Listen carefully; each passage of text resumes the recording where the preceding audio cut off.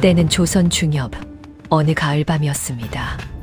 한양 도성 안쪽 뒷골목에 사내 하나가 숨이 턱까지 차도록 뛰어들었습니다. 갓을 눌러쓰고 도포 자락을 휘날리며 달렸지요. 저 뒤 어딘가에서 발소리 여럿이 이쪽을 향해 쏟아져 오고 있었습니다. 하필 숨을 곳은 없고 쫓아오는 발소리만 부지런했지요. 사내가 골목 끝 담벼락에 등을 딱 붙이는 순간이었습니다. 처마 밑 구석에 사내 하나가 웅크려 앉아 찐 고구마를 먹고 있었습니다. 호호 불어가며 껍질을 까고 있었지요. 임금이 숨을 헐떡이며 속삭였습니다. 이보시오, 제발 숨겨주시오. 사람이 쫓기고 있소. 사내가 고구마에서 눈을 들었습니다.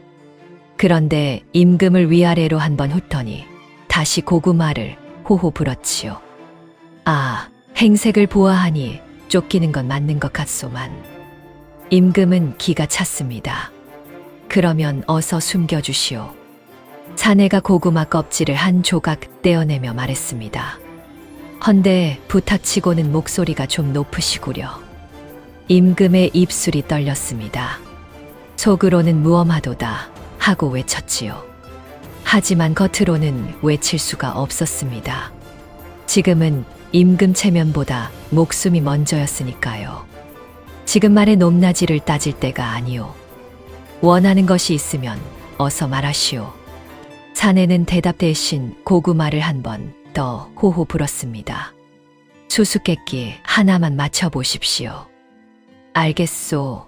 내보시오, 어서. 사내가 고구마를 무릎 위에 올려놓고 천천히 입을 열었습니다. 궁 안 사람들이 가장 자주 내는 소리가 무엇인지 아시오? 임금의 눈이 굴러갔습니다. 그것이 아뢰옵니다.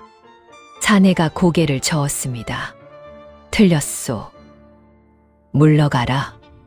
그건 높은 분들이 하는 말이고.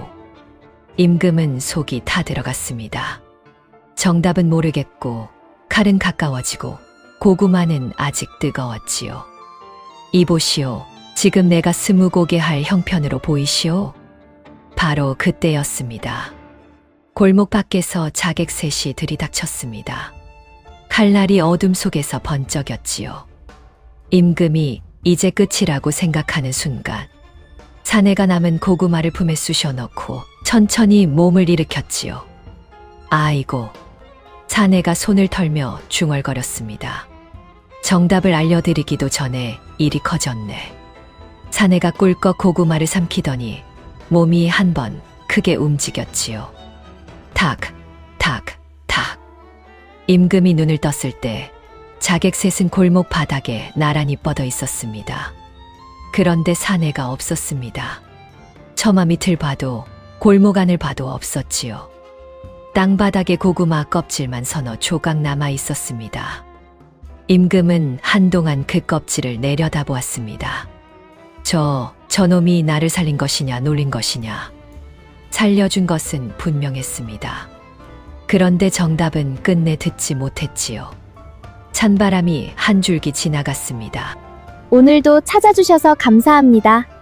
하이프 한번 눌러주시면 다음 이야기를 준비하는데 큰 힘이 됩니다. 그날 밤 임금은 간신히 궐로 돌아왔습니다. 국문이 닫히고 환관들이 급히 등을 밝히고 침전 안에 따뜻한 화로가 놓였지요. 그제야 임금은 자신이 살아 돌아왔다는 것을 실감했습니다. 그런데 이상했습니다. 목숨을 건진 사람의 마음이라면 마땅히 안도해야 할 터인데 임금의 속에서는 자꾸 다른 생각이 올라왔지요. 고맙다기엔 너무 약이 올랐고 괘씸하다기엔 또 목숨을 구해준 자였습니다. 자객 셋을 눈 깜짝할 사이에 눕혀놓고 인사 한마디 없이 사라진 것도 그랬습니다. 그 급박한 순간에 수수께끼를 낸 것도 그랬지요. 도와준 것은 분명한데 이상하게 도움받은 사람의 꼴은 아니었습니다. 구해진 것인지 놀림당한 것인지 임금은 그 사이 어딘가에 걸려 있었지요. 게다가 한 가지가 더 남아 있었습니다. 그 수수께끼의 정답이었습니다. 임금은 자리에 앉아 있다가 자기도 모르게 낮게 중얼거렸습니다. 궁 안 사람들이 가장 자주 내는 소리라. 임금은 이불을 끌어당기다 말고 문득 이를 악물었지요. 내 반드시 그놈을 찾아내고야 말겠다. 그날 밤 임금의 머릿속에서는 자객보다 고구마 먹던 그놈의 얼굴이 더 오래 떠나지 않았습니다. 이튿날 아침 조회였습니다. 임금이 편전에 나와 앉았지요. 대신들이 줄지어 들어섰습니다. 허리를 굽혔지요. 비단 도포 자락이 반듯하게 펼쳐졌습니다. 임금이 무겁게 입을 열었습니다. 남쪽 세고을 백성들한테 내려보내야 할 곡식이 중간에서 사라지고 있다. 누가 빼돌리는지 직접 내려가 조사하도록 하라. 그런데 편전 안이 조용했습니다. 대신들이 서로 눈치를 살폈지요. 아무도 나서지 않았습니다. 임금이 다시 말했습니다. 사헌부 대사헌 듣지 못하였소. 대사헌이 천천히 허리를 굽혔습니다. 전하, 하오나 그 일은 이미 김 대감께서 살피고 계신다 들었사옵니다. 사헌부가 별도로 움직이면 혼선이 생길 수 있사옵니다. 임금이 대사헌을 바라보았습니다. 대사헌은 임금을 보지 않았지요. 바닥을 보고 있었습니다. 그 뒤에 선 대신들도 마찬가지였습니다. 누구 하나 임금과 눈을 마주치는 자가 없었지요. 좌의정은 어찌 생각하오? 임금이 옆 대신에게 물었습니다. 소신도 같은 생각이 옵니다. 전하. 우의정은 어찌 보시오? 소신의 뜻 또한 좌의정과 같사옵니다. 전하. 1명, 2명, 3명 대신들이 차례로 같은 말을 했습니다. 말은 달랐지만 뜻은 하나였지요. 김 대감이 하시는 일이니 우리는 모르겠습니다. 그것이었습니다. 그때였지요. 끝줄에서 발소리가 났습니다. 김 대감이 천천히 앞으로 나섰지요. 허리를 굽혔습니다. 그러나 굽히는 품새가 달랐지요. 아랫사람에게 설명해 주는 품새였습니다. 전하, 소신이 아뢰겠습니다. 남쪽 고을 일은 소신이 이미 믿을 만한 자를 내려보내 살피고 있사옵니다. 전하께서 심려하실 것이 없사오니 부디 옥체를 보전하시는데 힘쓰시옵소서. 부드러운 목소리였습니다. 공손한 말이었지요. 그런데 그 말 끝에 이런 뜻이 달려 있었습니다. 나란 일은 내가 할 테니 전하는 가만히 계시라. 임금이 김 대감을 바라보았습니다. 김 대감이 빙긋 웃었지요. 아무것도 모른다는 얼굴이었습니다. 그 얼굴이 세상에서 제일 무서운 얼굴이라는 것을 임금은 알고 있었지요. 조회가 끝났습니다. 대신들이 물러났지요. 비단 도포들이 하나씩 사라지고 나자 편전이 텅 빈 것 같았습니다. 넓어진 게 아니었지요. 텅 빈 것이었습니다. 임금 혼자였습니다. 탁자 위에 장계들이 그대로 쌓여 있었지요. 남쪽 고을 백성들이 굶는다는 보고, 곡식이 사라진다는 보고 올라온 지 보름이 넘은 것들이었지요. 아무도 가져가지 않은 것들이었습니다. 아무도 움직이지 않은 것들이었지요. 임금이 장계 하나를 집어들었습니다. 내려다보았지요. 글씨가 눈에 들어오지 않았습니다. 임금은 그것을 다시 내려놓고 천천히 중얼거렸지요. 과인의 명은 이 편전 문턱도 넘지 못하는구나.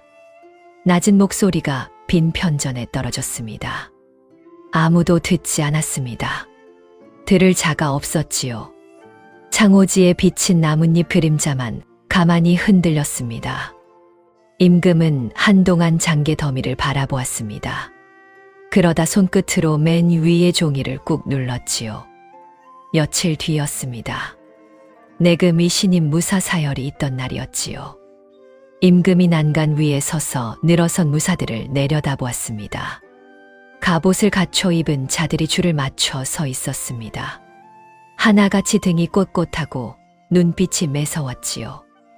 임금의 눈이 한 사람 한 사람을 천천히 훑었습니다.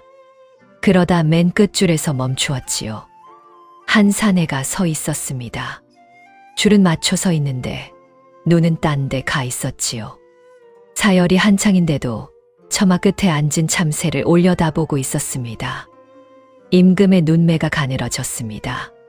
그 얼굴이었습니다. 고구마를 호호 불던 그 얼굴. 사람 목숨이 오가는데 수수께끼를 내던 그 얼굴. 정답도 알려주지 않고 휙 사라져버린 그 얼굴이었지요. 임금의 입꼬리가 아주 천천히 올라갔지요. 웃음이라기보다는 덫에 걸린 토끼를 본 사냥꾼의 표정에 가까웠습니다. 맨 끝줄 저 자를 이리 데려오너라. 잠시 뒤 사내가 임금 앞에 나와 무릎을 꿇었습니다. 처음에는 고개를 푹 숙이고 있었습니다. 그러다 천천히 고개를 들었지요. 눈이 마주쳤습니다. 사내의 눈이 동그래졌지요. 그제야 알아본 것입니다. 그날 밤 골목에서 숨겨달라 애원하던 그 양반이 지금 골룡포를 입고 자기 앞에 앉아 있었습니다. 칠득의 입이 조금 벌어졌습니다. 말이 나오지 않았지요. 그날 밤 자기가 한 짓이 하나씩 떠올랐습니다. 급한 사람을 붙들고 수수께끼를 낸 일. 정답이 틀렸다고 땡땡거린 일. 칠득의 얼굴에서 핏기가 조금씩 빠졌습니다. 임금이 조용히 물었습니다. 내 놈이더냐? 예. 그날 밤 과인이 죽게 생겼는데 고구마나 까며 수수께끼를 내던 놈. 칠득은 그대로 엎드렸습니다. 죽을 죄를 지었사옵니다. 임금이 잠시 칠득을 내려다보았습니다. 죽을 죄는 지었지. 칠득의 어깨가 움찔했습니다. 헌데 죽기 전에 하나는 말하고 가야겠다. 칠득이 조심스럽게 고개를 들었습니다. 예. 임금이 눈을 가늘게 떴지요. 그날 밤 수수께끼 정답이 무엇이냐? 칠득의 입술이 달싹였습니다. 그 정답 말씀이옵니까? 그래. 과인이 그날 밤 목숨은 건졌는데 정답은 못 들었다. 칠득은 식은땀을 흘렸습니다. 그것이 이 궁시렁궁시렁이옵니다. 임금이 멈칫했습니다. 뭐라? 궁 안 사람들이 가장 자주 내는 소리 말이옵니다. 칠득이 손을 모으고 얼른 덧붙였지요. 궁 안 사람들이 속으로는 다 궁시렁 한다는 뜻도 되고 입 밖으로는 궁시렁 한다는 뜻도 되옵니다. 임금의 얼굴이 굳었습니다. 칠득은 그제야 자신이 정답을 알려준 것이 아니라 한 번 더 목숨을 내놓았다는 것을 깨달았지요. 임금이 천천히 고개를 끄덕였습니다. 궁시러라. 말은 부드러웠습니다. 그래서 더 무서웠지요. 그래. 그리 싫다 하니 이제 궁 안에서 가까이 지내게 해주마. 칠득의 목덜미가 서늘해졌습니다. 임금은 환관을 돌아보았습니다. 저 자르짐의 침전 전담 호의로 붙여라. 환관이 눈을 껌벅였습니다. 전하, 신참을 침전 호의로 붙이시는 것은 전례가 그리 하라 하였다. 칠득이 고개를 번쩍 들었습니다. 입을 열려다 다물었지요. 왕의 얼굴은 웃고 있었습니다. 하지만 그 웃음이 상을 내리는 웃음은 아니라는 것쯤은 칠득도 알 수 있었지요. 무릎 꿇은 채로 칠득은 속으로 생각했습니다. 큰일 났다. 아주 크게 났다. 그러나 칠득은 아직 몰랐습니다. 자신이 겪을 큰일은 임금의 장난만이 아니었다는 것을요. 한편 칠득을 침전 호위로 붙인 그날 밤이었습니다. 궁궐 다른 쪽 영의정 김대감의 처소에는 아직 불이 꺼지지 않았지요. 김대감은 사랑채에 앉아 차를 들고 있었습니다. 문 밖에서 낮은 목소리가 들렸습니다. 대감, 아를 것이 있사옵니다. 들어오너라. 아랫사람 하나가 들어와 허리를 굽혔습니다. 전하께서 신참무사 하나를 침전 가까이 두셨다 하옵니다. 김대감은 찻잔을 들어 한 모금 마셨습니다. 별일 아니라는 얼굴이었지요. 신참 무사 하나 곁에 둔 것이 무슨 대수라고. 아랫사람이 잠시 머뭇거렸습니다. 헌데 그 무사가 며칠 전 도성 뒷골목에서 자객셋을 혼자 눕힌 자라 하옵니다. 김 대감의 손이 멈추었습니다. 찻잔이 입가 한 뼘 앞에서 멈추었지요. 잠시 그대로였습니다. 자객셋을 혼자서 순식간이었다고 하옵니다. 김 대감은 천천히 찻잔을 내려놓았습니다. 탁. 작은 소리였지만 방 안 공기가 그 소리에 잠시 멈춘 듯 했습니다. 살피라. 예, 대감. 그자가 무엇을 듣는지, 누구와 말을 섞는지, 전화 앞에서 무엇을 입 밖에 내는지, 사랑채의 촛불이 조용히 흔들렸습니다. 그리고 그날 밤, 칠득의 진짜 고생이 시작되었습니다.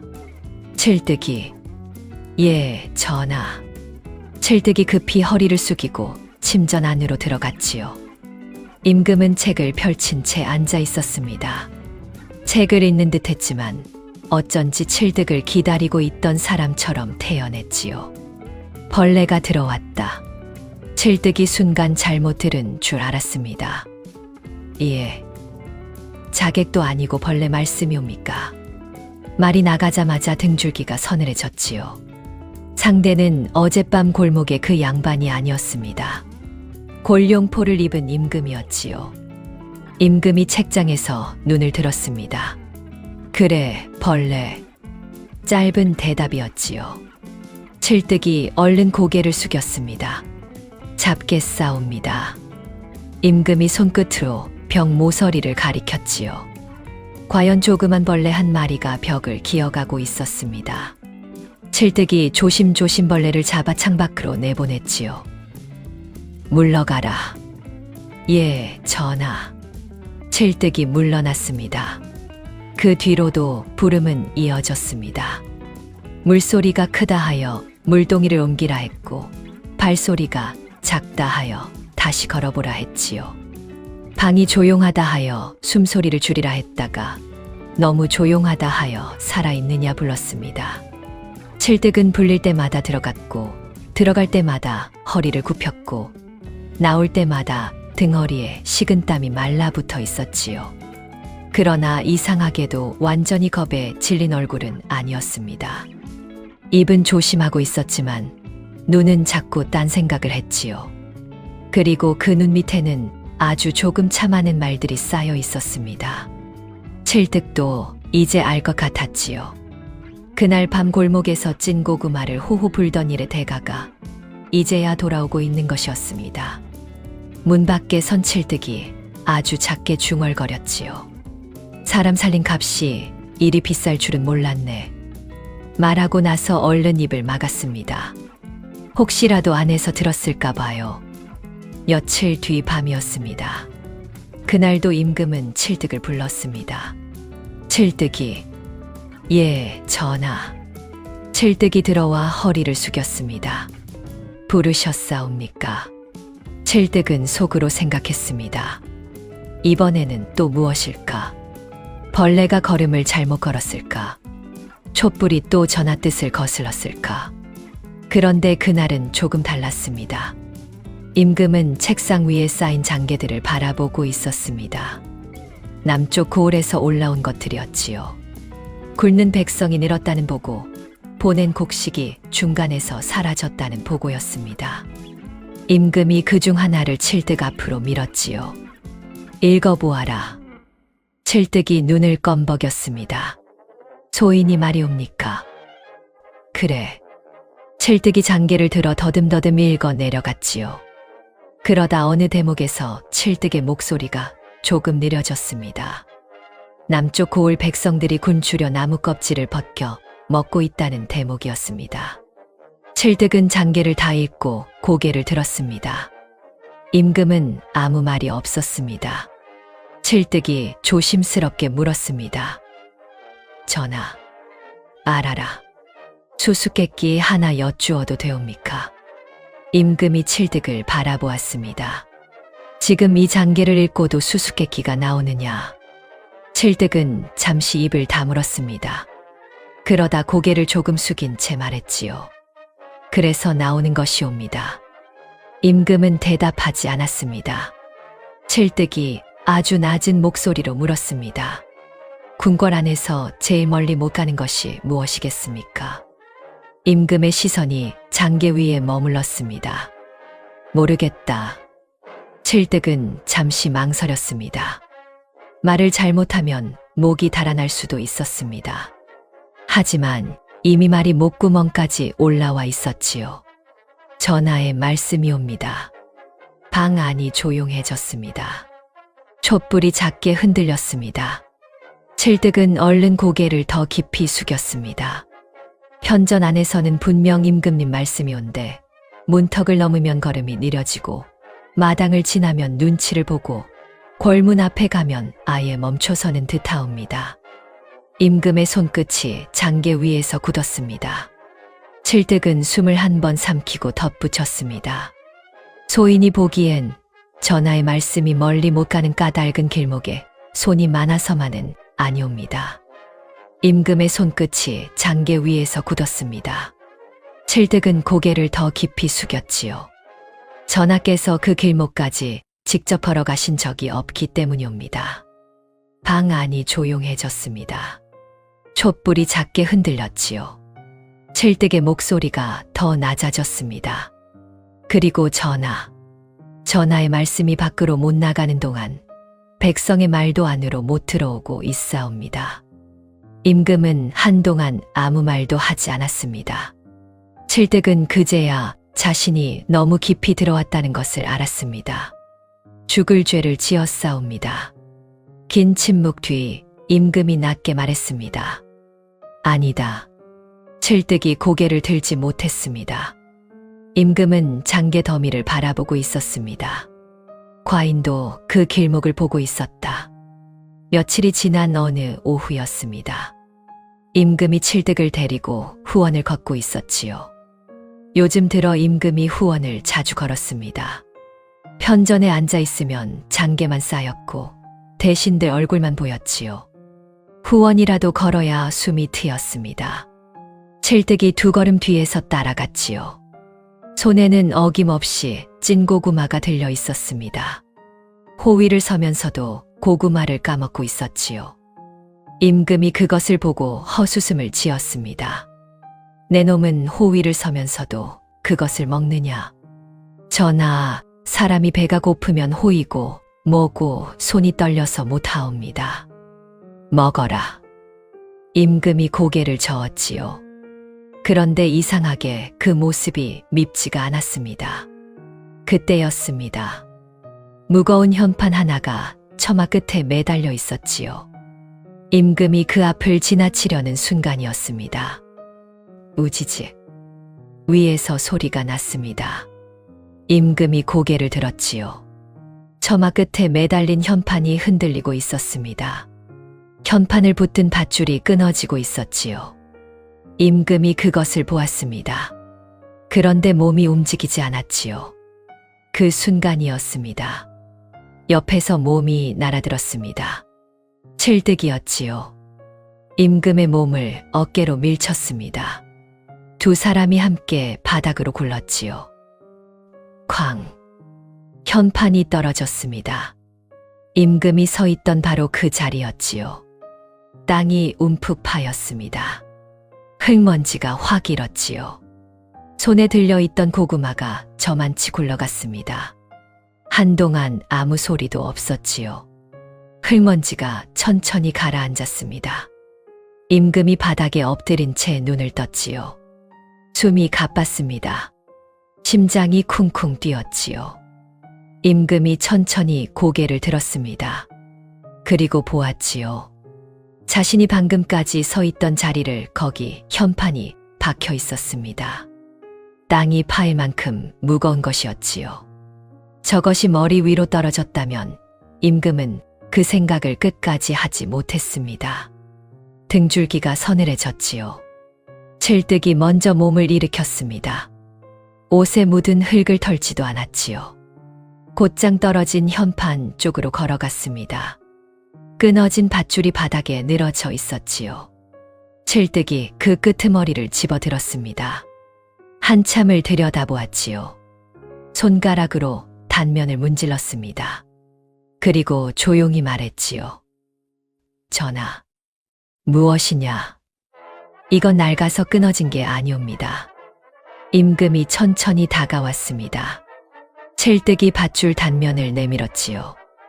임금이 그것을 보았습니다. 낡은 밧줄이 너덜너덜 풀린 것이 아니었지요. 단면이 반듯했습니다. 무언가 날카로운 것이 절반쯤 그어놓은 자리였지요.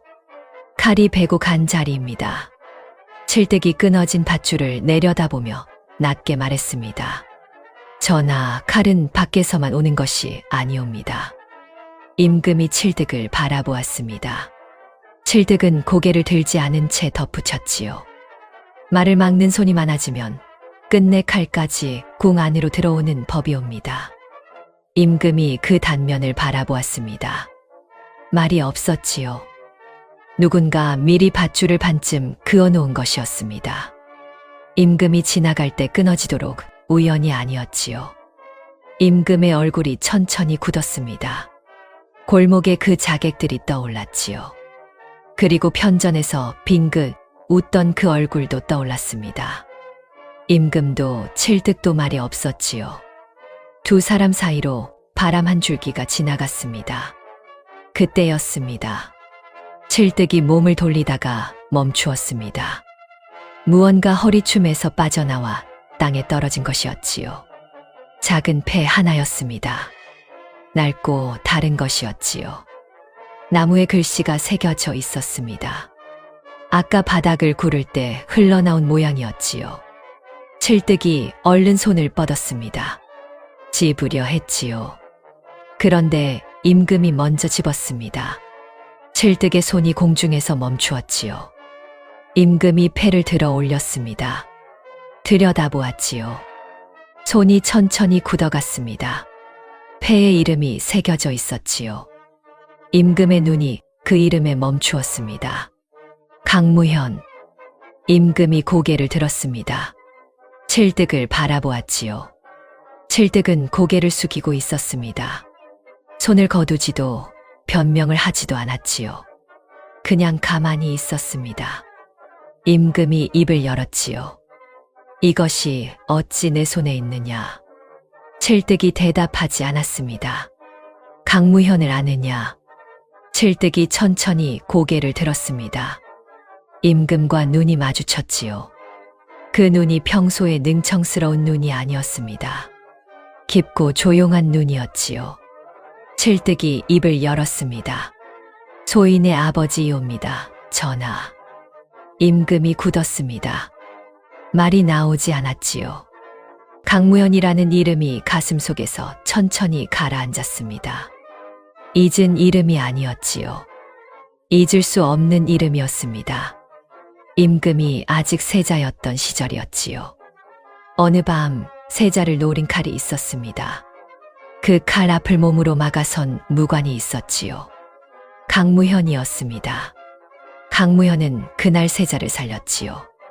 그러나 얼마 지나지 않아 영모에 가담했다는 누명을 쓰고 처형당했습니다. 임금은 그것이 누명인 줄 알고 있었지요. 알면서도 아무것도 하지 못했습니다. 그때 임금은 세자였고 김대감은 이미 조정을 손에 쥐고 있었으니까요. 강무현이 끌려가던 날 세자는 그저 멀리서 바라볼 수밖에 없었습니다. 그 부끄러움이 십수년을 따라다녔지요. 그 강무현의 아들이 지금 눈앞에 있었습니다. 임금이 천천히 패를 내려다보았습니다. 손이 미세하게 떨렸지요. 골목에서 고구마를 까먹으며 수수께끼를 내던 그 사내, 침전에서 부채질을 하다 한 방씩 돌려보내던 그 괴짜, 별것 아닌 줄 알았던 그 사내가 십수년 전 자신을 살리고 억울하게 죽은 충신의 아들이었지요. 임금이 패를 칠득에게 내밀었습니다. 칠득이 두 손으로 받았지요. 받는 손이 조심스러웠습니다. 한동안 두 사람 다 말이 없었지요. 후원에 바람이 불었습니다. 나무잎이 흔들렸지요. 임금이 먼저 입을 열었습니다. 궁에 들어온 까닭이 있었구나. 칠득은 대답하지 않았습니다. 다만 품속의 낡은 패를 한 번 눌렀지요. 임금의 시선이 그 손끝에 머물렀습니다. 아버지의 누명을 벗기려고 들어온 것이냐. 칠득은 천천히 고개를 숙였습니다. 예, 한 마디였습니다. 짧았지요. 그러나 그 한마디 안에 십수년이 들어 있었습니다. 임금은 한동안 칠득을 바라보았습니다. 골목에서 고구마를 호호 불던 사내, 밤마다 벌레와 촛불 때문에 불려오던 사내, 그 사내가 웃음 뒤에 십수년의 억울함을 품고 있었다는 것을 임금은 그제야 알았습니다. 임금이 입술을 달싹였습니다. 무어라 하려다 그만두었지요. 할 말이 없는 것이 아니었습니다. 할 말이 너무 많은 것이었지요. 임금은 그저 칠득의 어깨에 손을 얹었지요. 그것뿐이었습니다. 그러나 그 손이 많은 것을 말하고 있었지요. 잠시 뒤 임금의 시선이 떨어진 현판으로 향했습니다. 땅에 깊이 박힌 현판, 반듯하게 잘린 밧줄, 그리고 칠득의 손에 들린 낡은 패가 한자리에 놓인 듯 했습니다. 임금이 낮게 말했습니다. 첫 칼은 궁 밖에서 왔다. 칠득이 고개를 들었습니다. 오늘 밧줄은 궁 안에 있었다. 바람이 지나갔지요. 임금의 목소리가 조금 더 낮아졌습니다. 이제는 과인이 직접 보아야겠다. 칠득은 묻지 않았습니다. 무엇을 보려는지, 어디로 가려는지, 그리고 누구와 마주치게 될지까지 알 것 같았기 때문입니다. 칠득이 조용히 말했습니다. 백성의 목소리가 어디서 멈추는지 보러 가시려는 것이옵니까? 임금이 칠득을 바라보았습니다. 그래, 짧은 대답이었습니다. 그러나 그 안에는 더는 물러서지 않겠다는 뜻이 들어 있었지요. 후원 끝으로 빛이 기울고 있었습니다. 떨어진 현판 위에, 끊어진 밧줄 위에, 그리고 칠득의 손에 쥔 낡은 패 위에 저녁빛이 조용히 내려앉았습니다. 그리고 그날 밤이 깊어갈 무렵 칠득이 조용히 침전 밖으로 물러났습니다. 고구마가 식었는지 보고 오겠사옵니다. 말은 그리했지요. 그러나 돌아온 칠득의 품속에는 고구마 대신 접힌 종이 한 장이 조용히 들어가 있었습니다. 그 시가 궁궐 다른 쪽이었습니다. 김대감이 사랑채에 앉아 있었지요. 아랫사람 하나가 들어와 허리를 깊이 굽혔습니다. 대감 송구하오나 일이 어그러졌사옵니다. 김대감이 말이 없었지요. 들고 있던 찻잔을 내려놓지도 들지도 않았습니다. 한참이 지났지요. 그 무사도 보았느냐? 예, 대감. 떨어진 밧줄을 한참 살피고 있었사옵니다. 김대감의 손끝이 멈추었습니다. 밧줄을. 예. 김대감이 찻잔을 천천히 내려놓았지요. 잠시 말이 없었습니다. 그리고 조용히 입을 열었지요. 그럼 이제 그 잔은 그냥 무사가 아니로구나. 촛불이 흔들렸습니다. 김대감은 더 묻지 않았지요. 다만 식어버린 차를 한참 내려다보았습니다. 그 온화한 얼굴에 그늘이 한 줄 천천히 드리워졌지요. 새벽이었습니다. 선예청 앞마당이었지요. 해가 채 뜨지 않은 시각이었습니다. 그런데 앞마당은 이미 사람으로 가득했지요. 쌀가마가 줄지어 쌓여 있었습니다. 수레가 대기하고 있었지요. 서리들이 장부를 들고 뛰어다녔습니다. 군사들이 호송 준비를 하고 있었지요. 호조관원들이 나와 있었고 대신 몇이 소매를 여미며 서 있었습니다. 백성의 구휼미가 남쪽 고을로 내려가는 날이었지요. 적어도 겉으로는 그랬습니다. 임금이 들어섰습니다. 칠득이 두 걸음 뒤에서 따랐지요. 앞마당이 잠깐 술렁였습니다. 대신들이 허리를 굽혔지요. 서리들이 뛰다 멈추었습니다. 군사들이 자세를 고쳤지요. 임금이 앞마당을 천천히 둘러보았습니다. 쌀과 말을, 수레를, 늘어선 군사들을 하나씩 훑었지요. 그때 칠득이 걸음을 늦추었습니다. 눈이 쌀가마 쪽으로 갔지요. 칠득이 가마 하나 옆을 지나쳤습니다. 스치듯 지나갔지요. 그런데 멈추었습니다. 칠득이 쌀가마를 내려다보았지요. 200석이라면 이 가마들이 더 묵직해야 했습니다. 수레바퀴가 땅을 더 깊이 눌러야 했지요. 그런데 바퀴 자국이 얕았습니다. 칠득이 코를 움직였지요. 새벽 공기였습니다. 쌀가마가 이렇게 쌓여 있으면 구수한 쌀 냄새가 나야 했지요. 그런데 나지 않았습니다. 대신 흙냄새가 났지요. 칠득이 고개를 들었습니다. 아무 표정이 없었지요. 그러나 속으로 생각했습니다. 이거 이상하다. 임금도 그 눈빛을 보았습니다. 그리고 수레 쪽으로 한 걸음 나아갔지요. 수레를 멈추라. 군사들이 멈추었습니다. 그런데 멈추지 않은 자들이 있었지요. 맨 끝줄 군사 몇이었습니다. 수레 고삐를 잡은 채 서 있었지요. 그 눈이 임금을 보지 않았습니다. 옆을 보고 있었지요. 임금이 그것을 보았습니다. 편전이었습니다. 조회에서 대신들이 바닥을 보던 그 편전이 지금 이 앞마당에 그대로 와 있었지요. 임금의 말이 여기서도 멈추었습니다. 임금이 다시 말했지요. 수레를 멈추라 하였다. 군사들이 이번에는 멈추었습니다. 그러나 그 찰나가 있었지요.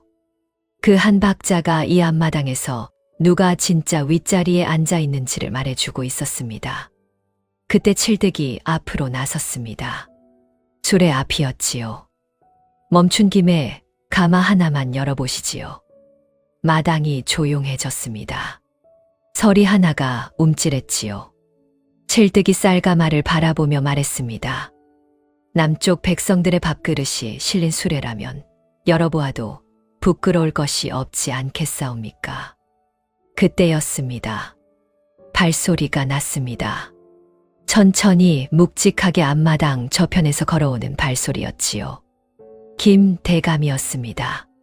기름진 얼굴에 온화한 미소를 달고 있었지요. 새벽 앞마당에 어울리지 않는 미소였습니다. 김대감이 수레 앞에 선 칠득을 바라보았지요. 그리고 천천히 입을 열었습니다. 강무현의 아들이 또 나라 길을 막는구나.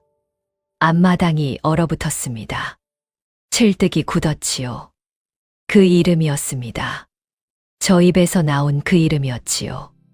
칠득의 손이 떨렸습니다. 멈추려 했지요. 멈추어지지 않았습니다. 김대감이 그것을 보았지요. 그리고 빙긋 웃었습니다.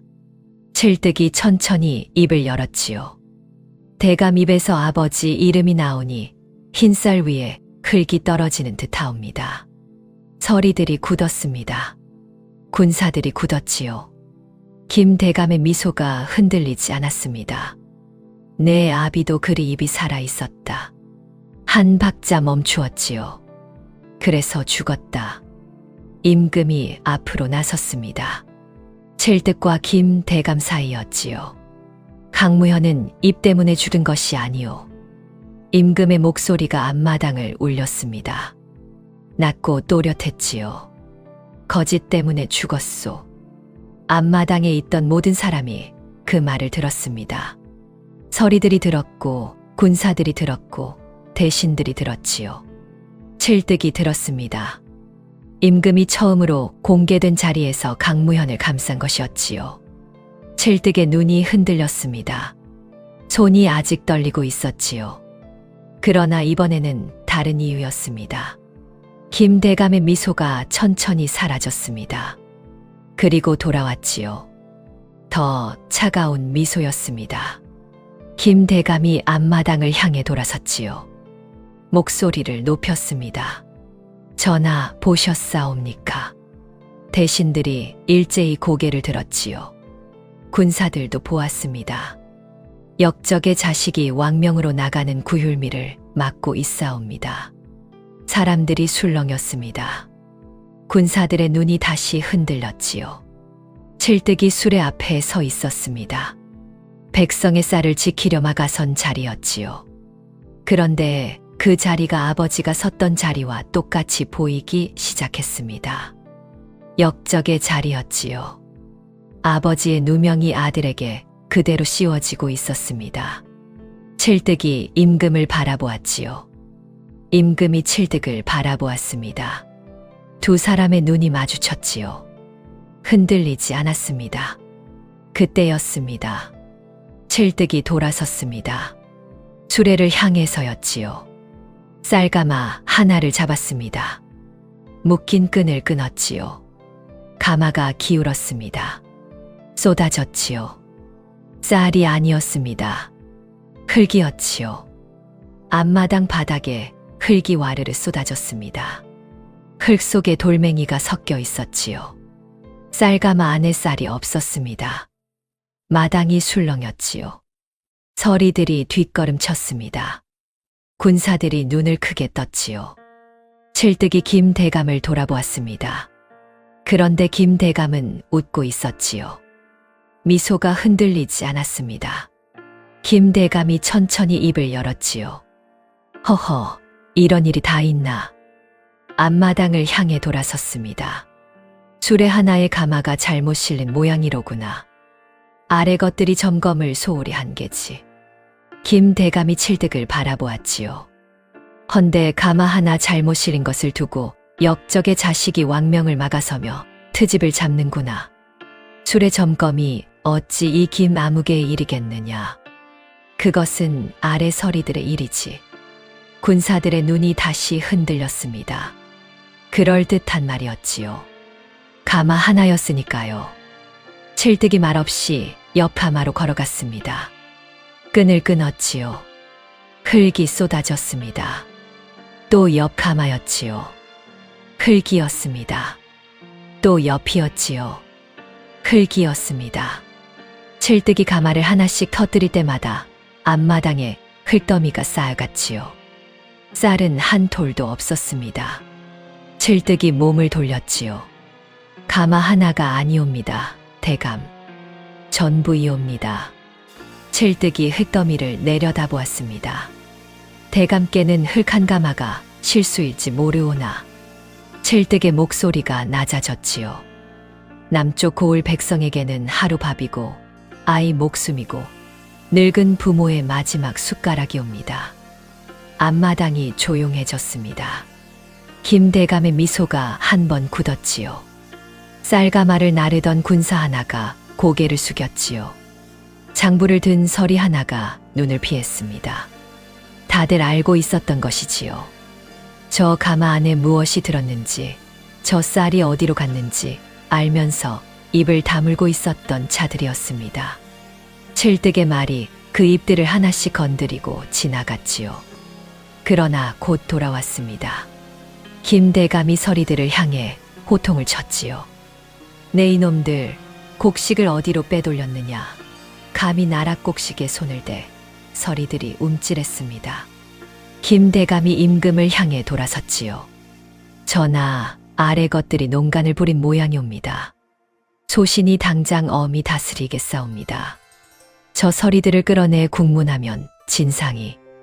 그때 서리 하나가 입을 열었습니다. 대감께서. 닥쳐라. 김대감의 목소리가 앞마당을 갈랐습니다. 서리가 움츠러들었지요. 저놈이 겁에 질려 헛소리를 하는구나. 제 죄를 윗사람에게 덮어 씌우려는 수작이옵니다. 전하, 저 서리도 역적의 자식과 한패가 아닌지 함께 국문하여야 하옵니다. 서리의 얼굴이 새파랗게 질렸지요. 입을 열려다 다시 다물었습니다. 두 무릎이 떨렸지요. 김대감이 한패라 몰아붙이니 입을 열면 자기도 역적이 되는 것이었습니다. 서리가 고개를 푹 숙였지요. 앞마당이 다시 조용해졌습니다. 김대감이 임금을 바라보았습니다. 미소가 돌아와 있었지요. 전하, 보시옵소서. 증좌가 어디 있사옵니까? 흙몇 가마와 겁먹은 서리의 헛소리뿐이옵니다. 이것으로 이 김아무개를 의심하신다면 조정의 법도가 무너지는 것이옵니다. 김 대감이 목소리를 높였지요. 증좌를 대보시옵소서. 이 곡식을 소신이 빼돌렸다는 증좌가 어디 있사옵니까? 그때였지요. 칠득이 입을 열었습니다. 증좌 말씀이옵니까? 칠득이 품에서 종이 한 장을 꺼냈습니다. 임금을 향해 두 손으로 올렸지요. 전하, 소인이 사흘 전부터 짚어둔 것이옵니다. 김대감의 눈이 그 종이로 갔습니다. 칠득이 천천히 말을 이었지요. 남쪽 고을로 갈 쌀은 본래 이 선예청 창고에서 나가야 하옵니다. 그런데 사흘 전 밤 쌀을 실은 수레들이 선예청을 나와 남쪽이 아니라 동쪽으로 갔사옵니다. 동쪽 끝에 사창고 하나가 있지요. 장부에는 없는 창고이옵니다. 그 창고로 들어간 수레가 사흘 동안 11대. 드나든 창고지기의 이름과 수레를 몬 자들의 이름이 여기 적혀 있사옵니다. 칠득이 김대감을 똑바로 바라보았지요. 그리고 그 사창고가 누구의 땅에 서 있는지는 대감께서 더 잘 아실 것이옵니다. 김대감의 얼굴에서 온화한 미소가 천천히 사라졌습니다. 이번에는 돌아오지 않았지요. 임금이 그 종이를 받아 펼쳤습니다. 한 줄 한 줄 읽어 내려갔지요. 창고지기의 이름, 수레의 수, 드나든 날짜 그리고 그 땅의 주인이 적혀 있었습니다. 임금이 고개를 들었지요. 김대감. 낮고 짧았습니다. 이 창고가 대감 땅에 서 있는 것이 맞소. 김대감이 입을 열었지요. 전하, 그것은 맞소. 아니요. 김대감이 입을 다물었습니다. 말이 나오지 않았지요. 처음으로 그 입에서 말이 나오지 않았습니다. 그러자 엎드려 있던 서리가 고개를 들었습니다. 칠득이 창고까지 짚어낸 것을 본 것이었지요. 이제는 김대감이 몰아붙여도 소용없었습니다. 빠져나갈 구멍이 막힌 것이었지요. 서리가 떨리는 목소리로 입을 열었습니다. 대감께서 소인더러 장부만 맞추라 하셨사옵니다. 쌀은 동쪽 창고로 옮기고 가마에는 흙을 채우라고 시키는 대로만 했을 뿐이옵니다. 서리가 엎드렸지요. 그러자 옆에 있던 서리도 엎드렸습니다. 또 한 사람이 엎드렸지요. 한 번 터진 둑이었습니다. 김대감의 얼굴이 일그러졌습니다. 처음으로 그 온화한 가면이 벗겨졌지요. 이놈들이 모두 짜고 모함을 하는구나. 김대감이 소리쳤습니다. 그리고 앞마당의 군사들을 향해 손을 뻗었지요. 못들 하느냐? 저 역적의 자식을 당장 잡아라. 내 명이다. 그 말이 앞마당에 울렸습니다. 평소라면 그 말 한마디면 충분했지요. 김대감의 말은 임금의 말보다 무거웠으니까요. 군사들이 움직였을 것입니다. 그런데 이번에는 아무도 움직이지 않았습니다. 고삐를 쥔 손이 그대로였지요. 칼자루에 얹힌 손이 그대로였습니다. 김대감이 다시 소리쳤지요. 내 말이 들리지 않느냐? 잡으라 하였다. 군사 하나가 천천히 고개를 들었습니다. 그리고 김대감을 보았지요. 그 눈에 더 이상 두려움이 없었습니다. 흙이 쏟아진 뒤였지요. 백성의 밥을 흙으로 바꾼 자가 누구인지 이제 그 자리에 있던 모두가 알았으니까요. 김대감의 손이 허공에서 떨렸습니다. 처음으로 그의 명이 땅에 떨어졌지요. 김대감이 막을 수 있는 것이 아니었지요. 군사들이 김대감을 보았습니다. 그리고 임금을 보았지요. 그리고 다시 김대감을 보았습니다. 이번에는 달랐지요. 끝줄의 군사들마저 고삐를 놓았습니다. 임금이 천천히 입을 열었지요. 친위대를 들여라. 앞마당 담장 쪽에서 발소리가 났습니다. 척척척 임금의 친위대였지요. 갑옷을 갖춰 입은 자들이 앞마당으로 들어섰습니다. 김대감 쪽 군사들이 두리번거렸지요. 어느 쪽을 따라야 할지 이번에는 아무도 김대감 쪽으로 가지 않았습니다. 칠득이 앞으로 나섰습니다. 김대감과 두 걸음 거리였지요. 두 사람이 마주 섰습니다. 10수년이었지요. 아버지를 잃은 아들이 원수를 정면으로 마주 선 것이었습니다. 칠득의 손이 떨렸지요. 그러나 칠득은 칼을 잡지 않았습니다. 김대감을 똑바로 바라보았지요.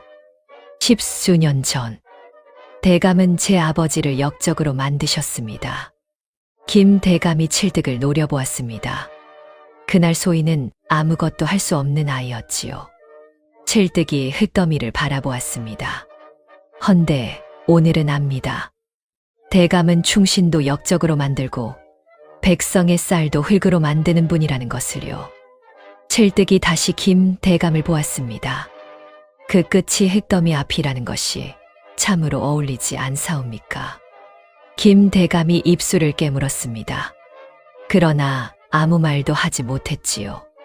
친이대가 김대감을 애워쌌습니다. 김대감의 두 손이 묶였지요. 끌려나가는 김대감이 고개를 돌려 칠득을 보았습니다. 그 눈에 아직 도끼가 남아 있었지요.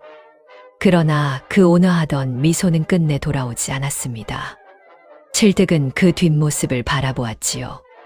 쫓아가지도 소리치지도 않았습니다. 그저 가만히 서서 바라볼 뿐이었지요.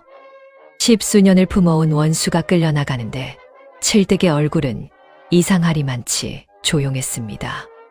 분노보다 먼저 온 것은 이제야 끝났다는 긴 숨이었지요.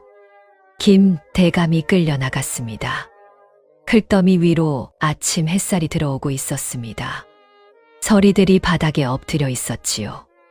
대신들이 하나둘 허리를 숙였습니다. 군사들이 임금을 향해 돌아섰지요.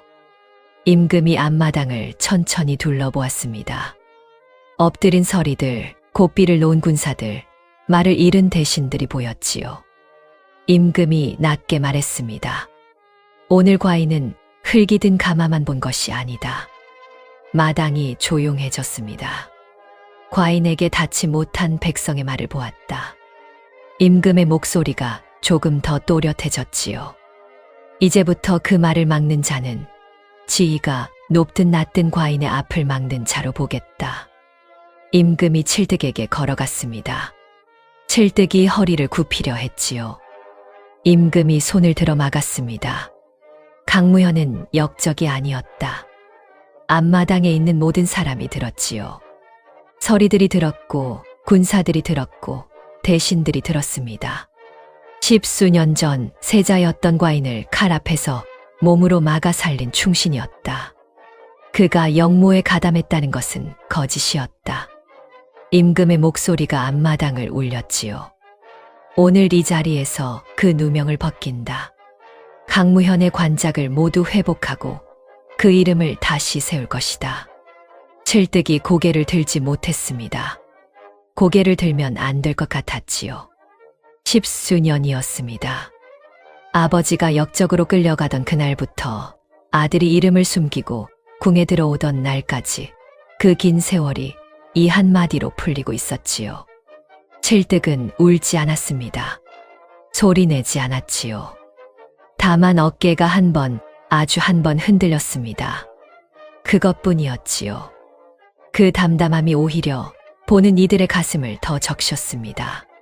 새벽 햇살이 흙더미 위로, 엎드린 서리들 위로, 그리고 고개 숙인 칠득의 어깨 위로 천천히 번지고 있었지요. 며칠이 지났습니다. 빼돌려진 쌀은 동쪽 사창고에서 모두 찾아냈지요. 진짜 쌀이 남쪽 고을로 내려갔습니다. 보름을 굶던 백성들에게 밥이 갔지요.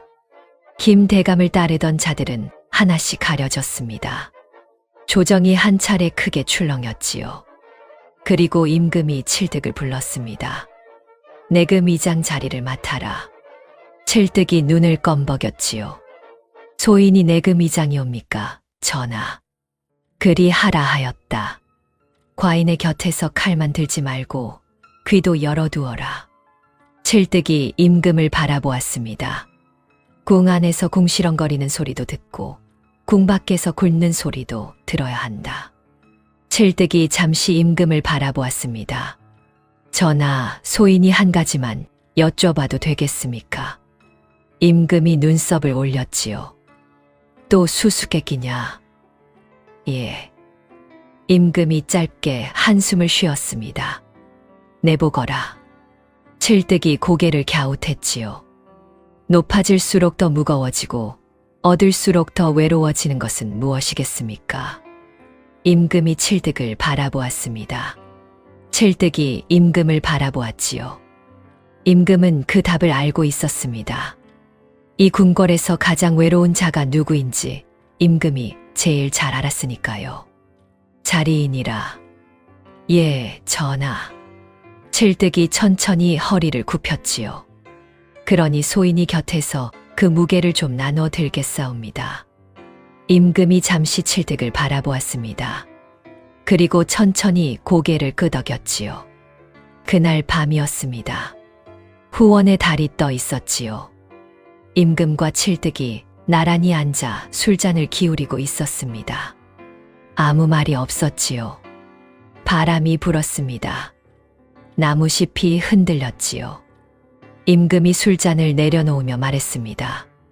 이제 수수께끼는 그만하라. 칠득이 하늘을 올려다보았지요. 예, 전하. 소인도 이제 궁 안에 좀 있었더니 궁시렁거릴 힘도 떨어졌사옵니다. 임금이 칠득을 바라보았습니다. 궁이 싫다더니? 칠득이 빙긋 웃었습니다. 궁은 아직도 어렵사오나 전하 곁은 그럭저럭 견딜만하옵니다. 임금은 한숨을 쉬었습니다. 그런데 웃음도 나왔지요. 참으려 했는데 새어 나왔습니다. 달빛이 후원을 가득 채우고 있었습니다. 생각해보면 이상한 인연이었지요. 쫓기던 밤 고구마를 까먹으며 수수께끼나 내던 괴짜 사내. 그 사내가 알고 보니 충신의 아들이었고 2번이나 목숨을 구한 자였고 끝내 10수년의 누명을 벗긴 자였습니다. 그리고 그 사내를 소심하게 골탕 먹이려던 임금은 이제 그 사내와 나란히 앉아 달을 보며 웃고 있었지요. 골목에 남겨진 고구마 껍질 몇 조각에서 시작된 인연이었습니다. 세상일이란 참으로 알 수 없는 것이었지요. 찐고구마 먹던 괴짜 칠득이의 이야기는 그렇게 달밤의 웃음 속에서 막을 내립니다. 달빛 아래에서 임금과 칠득이 웃고 있을 무렵 한양에서 멀리 떨어진 충청도 어느 고을에서는 또 다른 웃음거리가 익어가고 있었습니다. 이번에는 궁궐도 아니고 칼도 아니고 쌀가마도 아니었습니다. 고작 샘물 한 모금이었지요. 그 샘물 한 모금 때문에 온 마을이 뒤집히게 된 이야기입니다. 충청도 어느 고을에 박서방이라는 사람이 살았습니다. 성은 박씨요. 이름은 복동이었지요. 허나 마을 사람들은 아무도 복동이라 부르지 않았습니다. 그냥 박서방, 박서방하고 불렀지요. 이름이 복동인데 복이 있었느냐고요? 글쎄요. 반반이었습니다. 아내 복만큼은 고을 전체에서 으뜸이었지요. 아내 이름은 연순이었습니다. 인물이 반반하고 손이 야무지고 마음씨가 고운 여인이었지요. 박서방은 연순이와 혼인한 날부터 제가 무슨 복을 쌓았기에 이런 여인을 얻었나 싶어 매일 아침 눈을 뜰 때마다 감사했습니다. 그런데 딱 한 가지가 없었습니다. 아이였지요. 혼인한 지 벌써 11해가 지났습니다. 강산도 변한다는 10해가 넘도록 두 사람 사이에는 아이가 오지 않았지요. 처음 몇 해는 기다렸습니다. 다음 해는 용하다는 의원을 찾았지요. 그 다음 해는 산사에 올라가 빌었습니다. 그러기를 11해. 연순이는 봄마다 마을 안악들의 배가 불러오는 것을 보았습니다. 여름마다 남의 집 마당에서 아이들 웃음소리가 들려왔지요. 가을마다 괜히 장독대 뒤로 가서 혼자 눈물을 닦았습니다. 박서방은 그걸 알면서도 모른 척했지요. 모른 척하는 것이 차라리 아내한테 낫다 싶어서였습니다. 두 사람은 그래도 잘 살았습니다. 아이 없는 서러움이 없다면 거짓말이었지요. 그러나 서러움 하나로 11해를 채울 수는 없었습니다. 두 사람은 서로가 있었으니까요. 밥상에 마주 앉아 국 한 그릇을 나눠 먹는 것이 낙이었습니다. 박서방이 들에서 돌아오면 연순이가 대문 앞까지 마중을 나왔지요. 연순이가 장에 가면 박서방이 제일 먼저 대문 쪽을 내다보았습니다. 마을 사람들은 그런 두 사람을 보며 말했지요. 자식 없는 게 흠이지 저 부부 금실만큼은 하늘도 부러워하겠구먼. 그 말이 칭찬인지 위로인지는 몰랐습니다. 박서방은 그저 웃었지요. 그런데 이 고을에는 박서방 부부의 서러움보다 훨씬 더 큰 골칫덩어리가 하나 있었습니다. 현감 오달봉이었지요. 오달봉은 부임해온 지 3년이 된 현감이었습니다. 3년 동안 이 고을 백성들이 그에게서 좋은 소리를 들은 적은 단 한 번도 없었지요. 세금은 해마다 올랐고 올린 세금이 어디로 가는지는 아무도 몰랐습니다. 관아곳간은 넘쳐났지만 백성들 곳간은 바닥을 드러냈지요. 오달봉이라는 이름 석자만 들어도 마을 사람들은 얼굴이 굳었습니다. 그런데 이 현감 특이한 집착이 하나 있었습니다. 죽지 않는 것이었지요. 불로장생 말로만 듣던 그의 네 글자가 오달봉의 머릿속을 늘 떠나지 않았습니다. 생각하면 할수록 견딜 수가 없었습니다. 이 권세가, 이 재물이, 이 자리가 죽으면 다 끝이라는 것이 오달봉에게는 가장 큰 공포였지요. 진시황이 불사약을 구하러 사람을 보냈다는 이야기를 들었을 때 오달봉은 무릎을 쳤습니다. 역시 큰 인물은 생각하는 것이 다르다고. 그때부터였지요. 오달봉은 불로장생에 집착하기 시작했습니다. 한양에서 이름난 도사를 불러들였지요. 도사가 부적을 써주면 관아 곳곳에 붙였습니다. 기인이 나타났다는 소문이 들리면 어디서든 데려왔지요. 유명하다는 약재상은 죄다 불러 불사에 좋다는 약재를 쓸어 담았습니다. 관아 창고에는 산삼이며 녹용이며 이름 모를 약재들이 산더미처럼 쌓였지요. 그러나 아무리 먹어도 늙어가는 것은 막을 수 없었습니다. 도사가 효험이 없으면 도사를 내쫓고 다른 도사를 불렀지요. 기인이 효험이 없으면 기인을 내쫓고 다른 기인을 불렀습니다. 고을 약재상들은 현감댁 심부름만 들어도 안색이 변했습니다. 그해 가을이었습니다.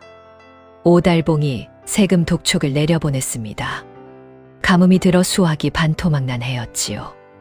마을 사람들은 남은 곡식을 긁어 모아도 세금을 채우기 어려웠습니다. 여기저기서 한숨 소리가 났지요. 박서방도 마찬가지였습니다. 가뭄에 논이 타들어가는 것을 보면서도 어찌할 도리가 없었지요. 박서방은 며칠을 고민하다 관아로 찾아갔습니다. 사정을 말하면 조금이라도 봐주지 않겠나 싶었지요. 관아 마당에는 박서방 같은 처지의 사람들이 이미 여럿 모여 있었습니다. 다들 표정이 밝지 않았지요.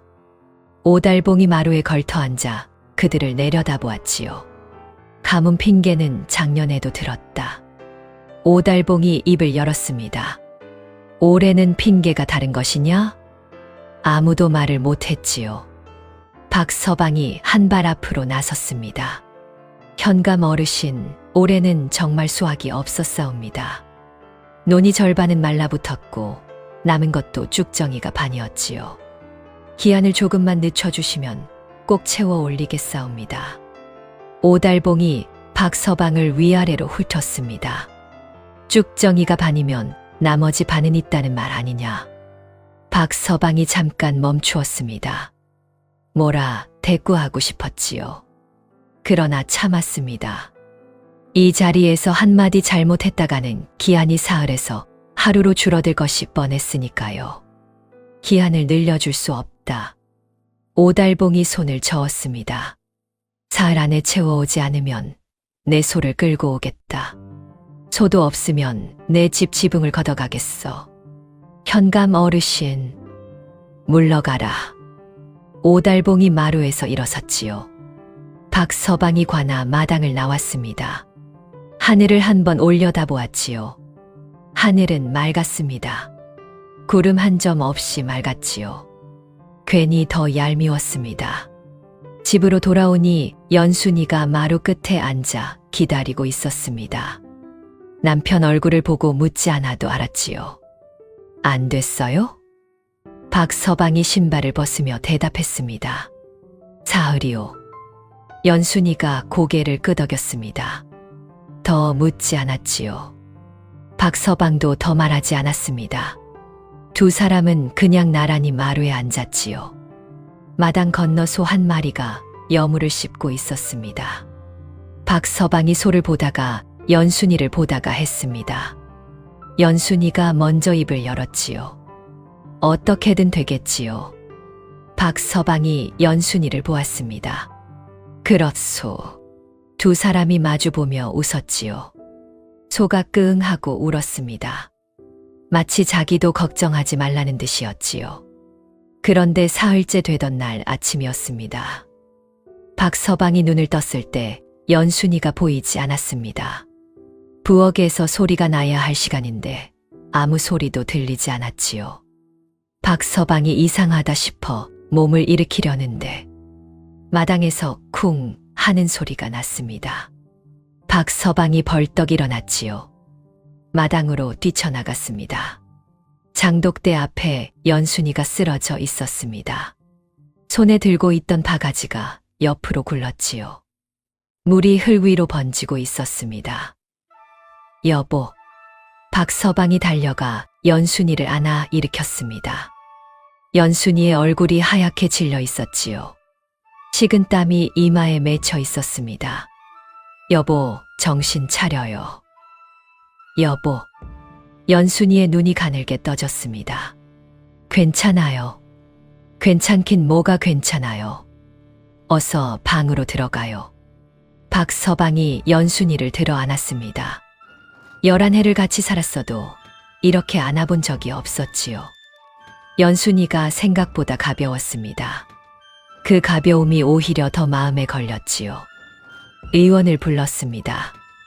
의원이 연순이의 맥을 짚고 눈을 살폈습니다. 한참을 들여다보더니 고개를 저었지요. 풍기가 몸 안으로 들어온 것 같소. 당장 손을 쓰지 않으면 몸 한쪽이 굳을 수 있어. 어떻게 해야 합니까? 뽕나무 가지를 다려 먹이면 효험이 있소. 기를 통하게 하여 풍을 다스리는데 뽕나무 가지만 한 것이 없지. 그런데 의원이 말을 끊었습니다. 지금 당장 구하기가 쉽지 않소. 제철이 아닌데다 이 고을에는 뽕나무가 드물어서. 박서방이 의원의 손을 잡았습니다. 어디 가면 구할 수 있겠습니까? 관아 약재 창고에 있을 것이요. 현감 어르신이 귀한 약재는 다 모아두신다 하니. 의원이 돌아갔습니다. 박서방이 잠시 생각했지요. 관아, 오달봉, 사흘째, 세 가지가 한꺼번에 머릿속을 스쳤습니다. 썩 유쾌한 조합은 아니었지요. 그래도 가야 했습니다. 박서방은 연순이 이마에 찬 수건을 올려주고 집을 나섰습니다. 연순이가 뒤에서 작게 불렀지요. 여보. 박서방이 돌아보았습니다. 무리하지 말아요.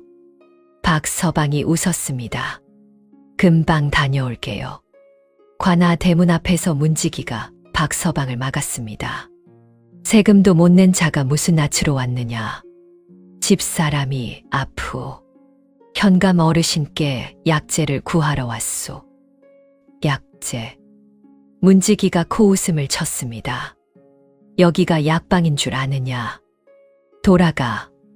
박서방이 사정을 해봤습니다. 버텨도 봤지요. 그러나 문지기는 꿈쩍도 하지 않았습니다. 결국 문지기가 박서방의 어깨를 슬쩍 밀어냈지요. 박서방이 대문 앞에 섰습니다. 하늘을 올려다보았지요. 오늘도 맑았습니다. 어제도 맑더니 오늘도 맑았지요. 박서방이 혼자 중얼거렸습니다. 뽕나무를 직접 찾는 수밖에 없겠구먼. 해가 기울기 시작하고 있었습니다. 박서방은 산으로 향했습니다. 뒷마을 뒷산이었지요. 깊은 산이었습니다. 혼자 들어가기에는 어둠이 너무 빨리 내려왔지요. 나뭇가지가 스칠 때마다 짐승 소리 같아 발이 잠깐씩 멈추었습니다. 그러나 이내 다시 걸었지요. 연순이 얼굴이 자꾸 떠올랐으니까요. 뽕나무를 찾았습니다. 어둠 속에서 뽕나무를 알아보는 것은 쉬운 일이 아니었지요. 나무마다 손으로 더듬어가며 찾았습니다. 한 시즌이 지났지요. 2시즌이 지났습니다. 찾지 못했습니다. 박서방이 바위 위에 털썩 주저앉았습니다. 아이고, 뽕나무야, 뽕나무. 어디 있는 거냐? 아무 대답이 없었지요. 당연한 일이었습니다. 뽕나무가 대답을 할 리 없었으니까요. 박서방이 숨을 골랐습니다. 그때였습니다. 바위 틈 사이에서 빛이 새어 나왔습니다. 희끄무레한 빛이 아니었지요. 푸르스름하게 아주 은은하게 마치 달빛이 땅속에서 솟아오르는 것처럼 빛나고 있었습니다. 박서방이 눈을 비볐지요. 다시 보아도 빛이 났습니다. 가까이 갔습니다. 샘이었습니다. 바위 틈에서 솟아오르는 작은 샘이었지요. 물이 맑았습니다. 어찌나 맑던지 바닥이 훤히 들여다보였지요. 그 맑은 물에서 푸른 빛이 새어나오고 있었습니다. 박서방이 손을 담갔습니다. 차가웠지요. 그런데 차갑기만 한 것이 아니었습니다. 손끝에서부터 무언가 따뜻한 기운이 올라오는 것 같았지요. 목이 말랐습니다. 밤새 산을 헤맸으니 당연한 일이었지요. 박서방이 두 손을 모아 물을 떠 마셨습니다. 두 모금이었지요. 물이 목을 넘어가는 순간 박서방이 멈추었습니다. 몸이 달랐습니다. 무겁던 다리가 깃털처럼 가벼워졌지요. 허리가 곧게 펴지는 느낌이었습니다. 박서방이 자신의 손등을 내려다보았지요. 손등에 검버섯이 있었습니다. 고된 일로 일찍 생긴 것들이었지요. 그것이 없어져 있었습니다. 박서방이 손을 뒤집었다 다시 뒤집었습니다. 손바닥을 들여다보았지요. 이게 박서방이 중얼거렸습니다. 그리고 곧바로 연순이 얼굴이 떠올랐지요. 이 물이라면. 박서방이 주변을 둘러보았습니다. 마침 바위 옆에 낡은 바가지 하나가 놓여 있었지요. 누가 두고 간 것인지 알 수 없었습니다. 박서방이 그 바가지에 샘물을 가득 감았지요. 두 손으로 꼭 안았습니다. 한 방울도 흘리지 않으려는 듯이. 그리고 산을 내려갔습니다. 발걸음이 빨랐지요. 아까와는 달랐습니다. 다리가 가벼웠고 눈이 또렷했지요. 나뭇가지가 스쳐도 이번엔 멈추지 않았습니다. 집 대문을 열었습니다. 방에서 신음소리가 들렸지요. 박서방이 달려 들어갔습니다. 여보, 나 왔소. 눈 좀 떠봐요. 연순이가 무거운 눈꺼풀을 간신히 열었습니다. 여보, 이거 마셔요. 꼭 낡어요. 박서방이 바가지를 연순이 입에 가져갔습니다. 연순이가 힘겹게 받아 마셨지요. 한 모금, 두 모금, 세 모금. 그리고 잠이 들었습니다. 박서방이 연순이 곁에 앉아 손을 잡았습니다. 뜨겁던 손이 조금씩 식어갔지요. 식은땀이 말라갔습니다. 얼굴빛이 돌아오기 시작했지요. 박서방이 그 얼굴을 한참 들여다보았습니다. 잘 될 거야. 반드시 잘 될 거야. 그렇게 생각하면서 박서방도 그 자리에서 스르르 눈이 감겼습니다. 밤새 산을 헤맨 몸이었지요. 연순이 손을 잡은 채로 박서방도 잠이 들었습니다. 아침이었습니다. 박서방이 먼저 눈을 떴습니다. 연순이 손을 잡은 채로 잠이 들었는데 손이 아직 그 자리에 있었지요. 박서방이 천천히 고개를 들었습니다. 그런데 연순이 얼굴이 달랐습니다. 어제까지 하얗게 질려있던 얼굴이 아니었지요. 혈색이 돌아온 것이 아니라 아예 다른 얼굴이었습니다. 주름이 펴져 있었지요. 머리카락에 윤기가 돌았지요. 박서방이 눈을 비볐습니다. 다시 보았지요. 틀림없었습니다. 눈앞에 있는 것은 혼인하던 날의 연순이었습니다. 박서방이 연순이 어깨를 흔들었습니다. 여보, 여보. 연순이가 눈을 떴습니다. 그리고 박서방을 보더니 소스라치게 놀랐지요. 어머, 왜 그러오? 여보, 얼굴이. 연순이가 벌떡 일어나 앉았습니다. 그러다 제 손을 내려다보았지요. 손이 달랐습니다. 거칠던 손마디가 보드라워져 있었고 힘줄이 두드러지던 손등이 반반해져 있었지요. 연순이가 자기 뺨을 손으로 짚었습니다. 팽팽했지요. 이게 어찌 된 일이에요? 박서방이 멋쩍게 웃었습니다. 나도 지금 보고 있는 중이요. 두 사람이 서로를 한참 들여다보았습니다. 어젯밤까지 혼인 11해 차 부부였는데 지금 눈앞에는 갓 혼인한 새 신랑 새 색시 같은 두 사람이 앉아 있었지요. 박서방이 먼저 피식 웃었습니다. 연순이도 웃었지요.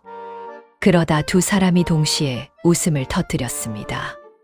웃다 보니 눈물이 났지요. 눈물이 나다 보니 또 웃음이 났습니다. 낡은 방 안에 두 사람의 웃음소리와 울음소리가 한데 섞여 가득 찼지요. 한바탕 웃고 나서 연순이가 물었습니다. 몸은 어때요? 박서방이 기지개를 켰습니다. 거뜬하오. 어젯밤에 산을 헤맨 것이 거짓말 같소. 저도요. 어제 그렇게 쓰러졌는데 지금은 아무것도 안 아파요. 두 사람이 마주 보았지요. 그러다 동시에 같은 생각을 했습니다. 이 얼굴로 밖에 나가면 어떻게 되지? 어떻게 되었냐고요? 난리가 났지요.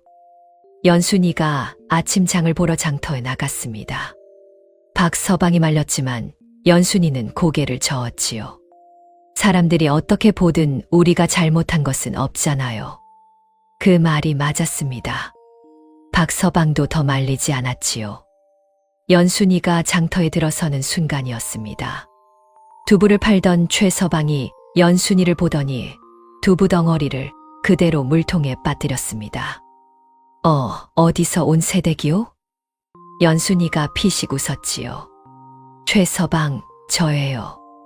박서방 내 연순이. 최서방의 눈이 휘둥그레졌습니다. 뭐라고? 나무를 팔던 곽 할멈이 고개를 빼꼼 내밀었습니다. 연순이, 저 박복동이네 연순이 말이야? 어허, 그럴 리가 있나. 연순이는 나이가 33이야. 할멈, 저 맞아요. 곽 할멈이 연순이 앞으로 다가왔습니다. 얼굴을 요리조리 들여다보았지요. 이마를 보고 뺨을 보고 턱을 보았습니다. 얼굴 생김새는 연순이가 맞는데 그러니까요. 허나 이게 어찌 된 일이야. 10년은 젊어진 것 같구먼. 소문이라는 것은 빠른 법입니다. 연순이가 장터를 반 바퀴도 채 돌기 전에 사람들이 모여들기 시작했지요. 박서방네 연순이가 갑자기 젊어졌다는 말이 입에서 입으로 번졌습니다. 구경꾼이 생겼지요. 그런데 그 중에 문제가 되는 사람이 하나 있었습니다. 장터 어귀에서 소몰이를 하던 이만득이었지요. 이만득은 마을에서 손꼽히는 건달이었습니다. 하는 일도 없이 장터를 어슬렁거리며 여기 기웃 저기 기웃하던 사람이었지요. 이만득이 연순이를 보았습니다. 처음엔 그냥 예쁜 새댁인 줄 알았지요. 이만득이 슬슬 다가갔습니다. 아이고, 어디서 오셨소? 이 고을 사람은 아닌 것 같은데 혹시 이 근방에 혼자 사시오? 연순이가 이만득을 보았습니다. 한심하다는 눈빛이었지요. 만득이, 나예요. 이만득이 멈추었습니다.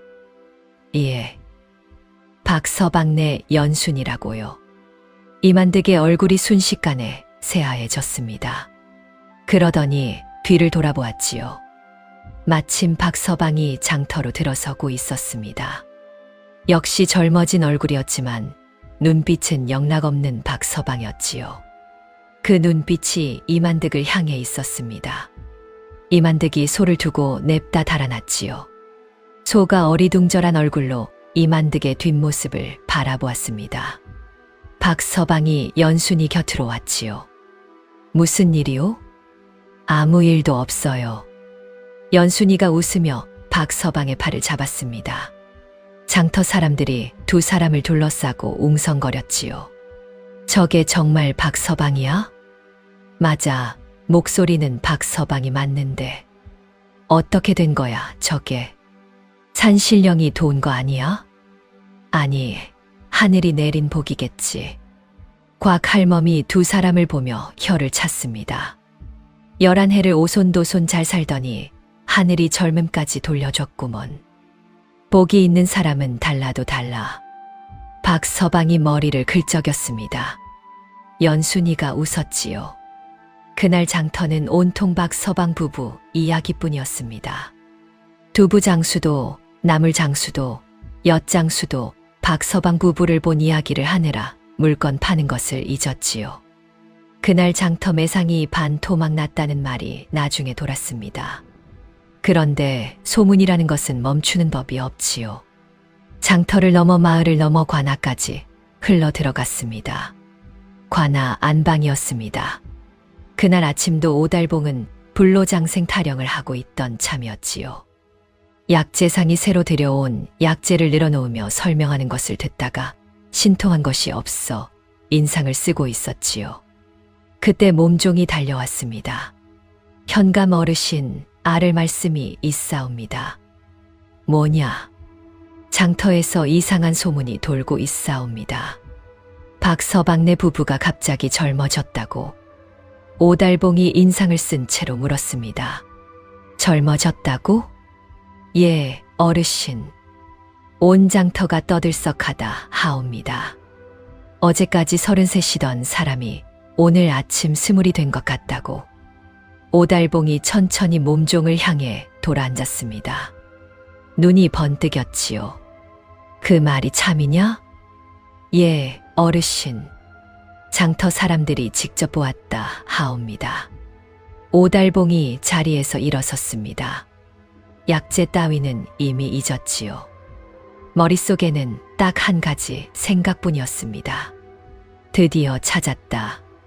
10년을 찾아 헤매던 불로장생의 비결을 드디어 찾은 것이었지요. 오달봉이 관아 마당으로 내려섰습니다.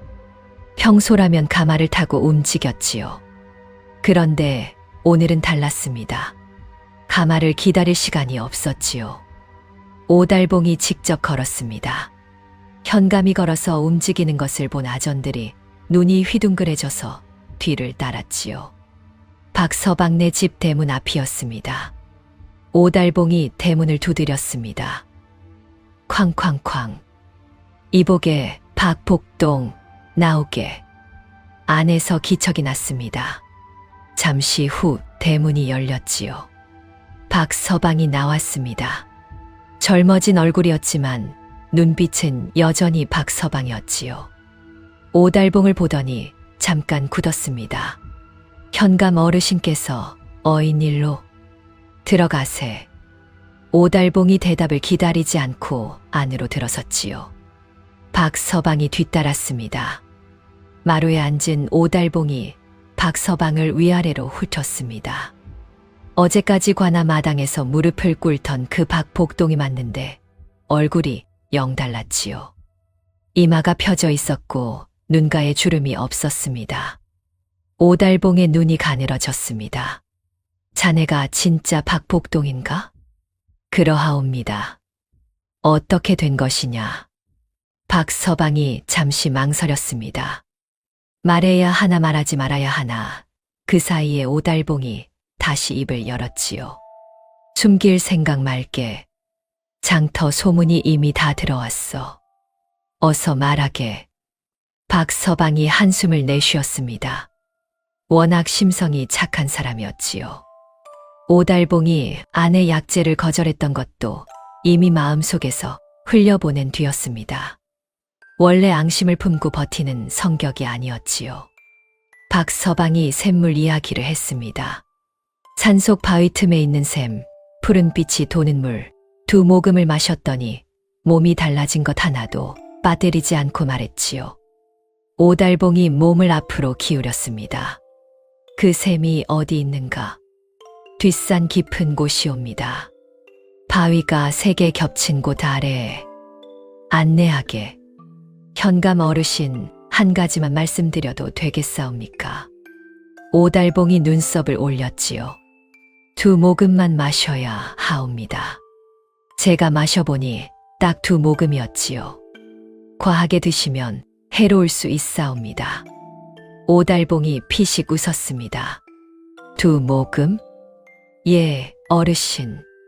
자네야 가난한 농사꾼이니 2모금으로 좋겠겠지. 나는 다르네. 박서방이 입술을 열었다 다시 다물었습니다. 더 말해봤자 소용없다는 것을 알았지요. 오달봉이 산으로 향했습니다. 아전둘이 앞장서고 몸종 셋이 뒤를 따랐지요. 손에는 양동이를 들고 있었습니다. 큰 양동이였지요. 하나가 아니었습니다. 둘이었지요. 박서방이 그 뒤를 따르며 속으로 탄식했습니다. 저걸 다 채우려는 것이구나. 바위 3개가 겹친 곳에 이르렀습니다. 아래를 내려다보니 샘이 있었지요. 푸른 빛이 은은하게 새어 나오고 있었습니다. 오달봉의 눈이 번뜩였지요. 저것이로구나. 오달봉이 성큼성큼 내려갔습니다. 샘 앞에 쭈그려 앉았지요. 손을 물에 담갔습니다. 차가운 물이었지요. 그리고 물을 퍼 마셨습니다. 1모금, 2모금. 박서방이 뒤에서 작게 말했습니다. 어르신, 2모금이면 충분하옵니다. 조용히 하게. 3모금, 4모금. 오달봉이 손을 멈추지 않았습니다. 5모금, 6모금. 첫 번째 양동이가 가득 찼습니다. 오달봉이 자리에서 일어섰지요. 몸이 가벼워지는 것을 느꼈습니다. 허리가 펴지고 다리에 힘이 생겼지요. 손등에 주름이 펴지고 있었습니다. 과연 이것이로구나. 오달봉이 환호성을 질렀습니다. 그러더니 2번째 양동이를 들고 다시 샘 앞에 쭈그려 앉았지요. 박서방이 한 걸음 앞으로 나섰습니다. 어르신, 이미 충분히 드셨사옵니다. 더 드시면 비키게. 오달봉이 손을 저었지요. 첫 번째 양동이는 몸을 위한 것이었고 2번째는 영생을 위한 것이네. 이왕 마실 것 제대로 마셔야지. 박서방이 더 말하지 못했습니다. 오달봉이 2번째 양동이에 물을 채우기 시작했지요. 퍼내고 퍼내고 또 퍼냈습니다. 샘물이 줄어들기 시작했지요. 영롱하던 푸른 빛이 점점 흐려졌습니다. 결국 샘 바닥이 드러났지요. 양동이 둘이 가득 찼습니다. 오달봉이 흡족한 얼굴로 양동이를 들여다보았지요. 가자. 관하로 돌아온 오달봉이 안방문을 걸어 잠갔습니다. 몸종도 아전도 들이지 않았지요. 양동이 2개를 방 한가운데 늘어놓았습니다. 오달봉이 그 앞에 앉았지요. 양동이를 들었습니다. 벌컥벌컥 마셨지요. 그런데 물이 목을 넘어가는 순간 이번에는 달랐습니다. 몸이 가벼워지는 것이 아니었지요. 뭔가 이상한 기운이 목에서부터 올라왔습니다. 오달봉이 멈추었지요. 손을 들여다보았습니다. 손은 그대로였습니다. 아까 젊어진 손 그대로였지요. 몸도 그대로였습니다. 달라진 것이 없었지요.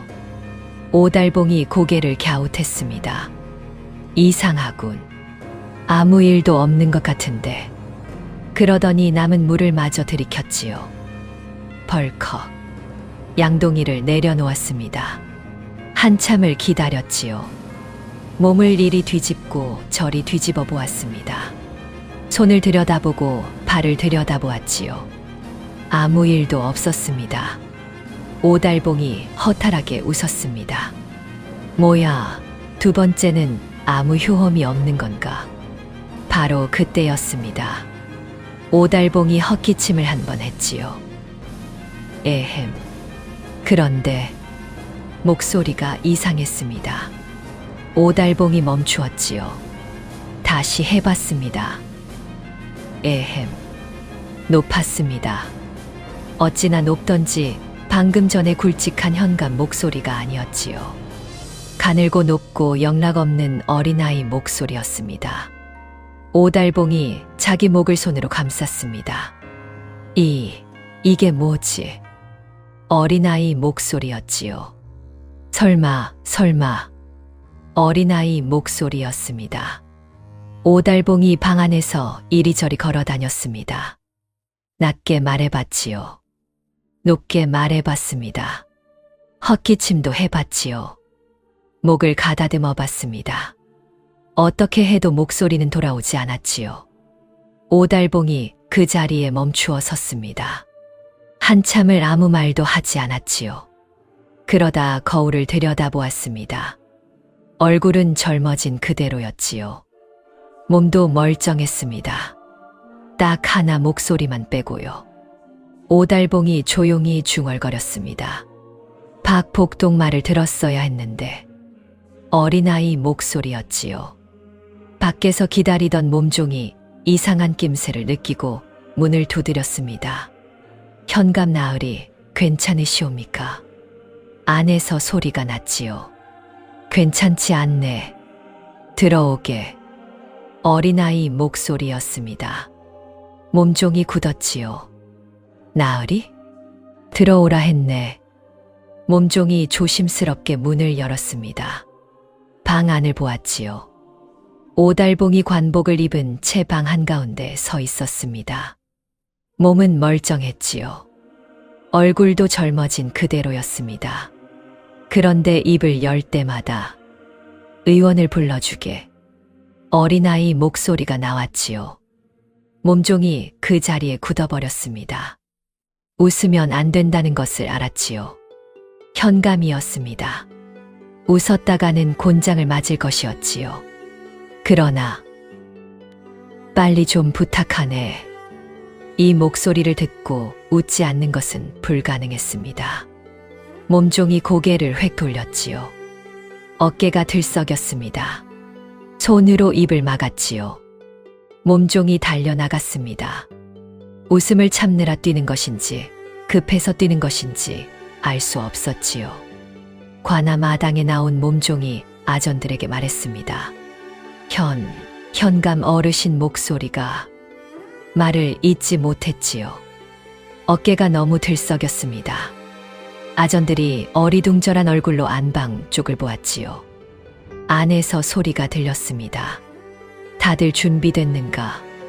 관아 마당이 순간 조용해졌습니다. 그러더니 아전 하나가 고개를 숙였지요. 어깨가 들썩였습니다. 옆에 아전도 고개를 숙였지요. 그 옆에 아전도 마찬가지였습니다. 관아 마당 전체가 들썩이기 시작했지요. 소문은 이번에도 빨랐습니다. 현감 목소리가 어린아이 목소리가 됐다는 말이 장터로 퍼졌지요. 장터에서 마을로 퍼졌습니다. 마을에서 고을 전체로 퍼졌지요. 곽 할멈이 손뼉을 탁 쳤습니다. 아이고, 목소리가 어린애가 됐다고. 그 호통 소리가. 최서방이 두부를 썰다 말고 웃었지요. 그렇다더이다. 아전들이 웃음을 참느라 혼이 났다고. 에이, 설마. 직접 들은 사람이 있다니까요. 뭐라고 호통을 치는데 목소리가 이렇게. 최서방이 목소리를 높여 흉내를 냈지요. 당장 무릎 꿇어라. 곽 할멈이 배를 잡았습니다. 아이고, 웃겨라. 저런 벌을 받다니. 장터가 웃음바다가 됐지요. 박서방이 관아에서 돌아오는 길이었습니다. 산에서 내려오는 발걸음이 무거웠지요. 샘터를 다시 돌아보았습니다. 오달봉이 두 양동이를 퍼간 자리였지요. 바닥이 드러난 샘터가 쓸쓸해 보였습니다. 박서방이 쪼그려 앉아 샘터를 들여다보았지요. 그런데 바닥이 촉촉했습니다. 박서방이 눈을 비볐지요. 다시 보았습니다. 틀림없었습니다. 바위 틈에서 물이 아주 조금씩 실처럼 가늘게 새어나오고 있었지요.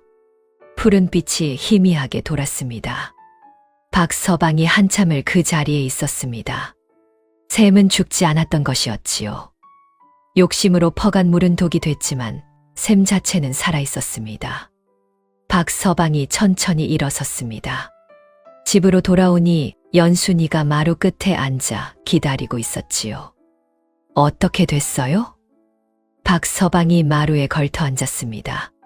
샘이 다시 차오르고 있소. 연순이가 박서방을 보았지요. 얼마나요? 아직 조금이요. 며칠은 기다려야 할 것 같소. 두 사람이 잠시 말이 없었습니다. 마당에 저녁 바람이 지나갔지요. 연순이가 먼저 입을 열었습니다. 우리 말고 마을에 아픈 사람들이 있잖아요. 박서방이 연순이를 보았지요. 뒷골목 김노인 영감님 다리가 올봄부터 못 쓰신다 했고 우물가 순복이 어머니도 눈이 침침해서 고생하신다 했지요. 박서방이 고개를 끄덕였습니다. 그 물이 차면 나눠드립시다. 연순이가 웃었지요. 그렇게 해요. 두 사람이 마주 보았습니다. 더 말이 필요 없었지요. 사흘이 지났습니다. 박서방이 샘터로 올라갔지요.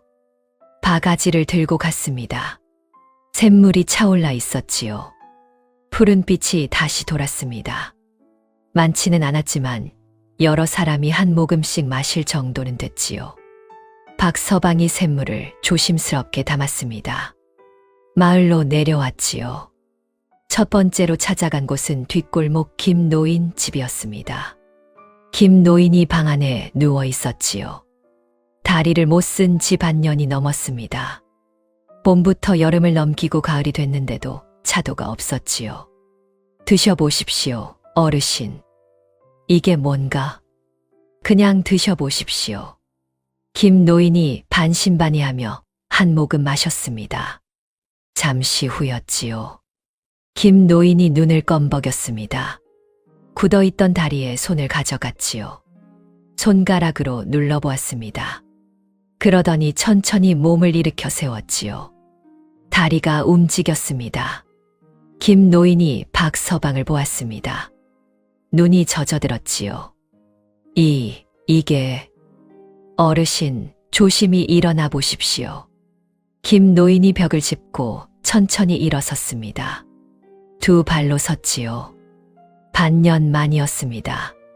한 발짝을 옮겼습니다. 또 한 발짝을 옮겼지요. 김노인의 눈에서 눈물이 흘렀습니다. 박서방도 눈이 뜨거워졌지요. 우물가 순복이 어머니도 찾아갔습니다. 눈이 침침해서 배를 짜다 실수를 연발한다던 분이었지요. 한 모금을 드렸습니다. 잠시 후 순복이 어머니가 마당으로 나왔지요. 저기 담장 위에 참새가 앉아있구먼. 순복이가 어머니 손을 잡았습니다. 어머니, 보여요? 보이다 마다. 새 말이잖니. 순복이가 울음을 터뜨렸지요. 박서방이 그 모습을 보며 돌아섰습니다. 괜히 눈이 따가웠지요. 소문이 또 돌았습니다. 이번에는 달랐지요. 현감이 웃음거리가 됐다는 소문이 아니었습니다. 박서방이 마을 아픈 사람들을 고쳐주고 있다는 소문이었지요. 장터 곽할멈이 최서방에게 말했습니다. 봤소, 김노인 영감님이 오늘 지팡이 없이 걸어 다니시더이다. 그렇다더이다. 박서방이 산에서 물을 가져다 줬다고. 아이고. 곽할멈이 고개를 저었습니다.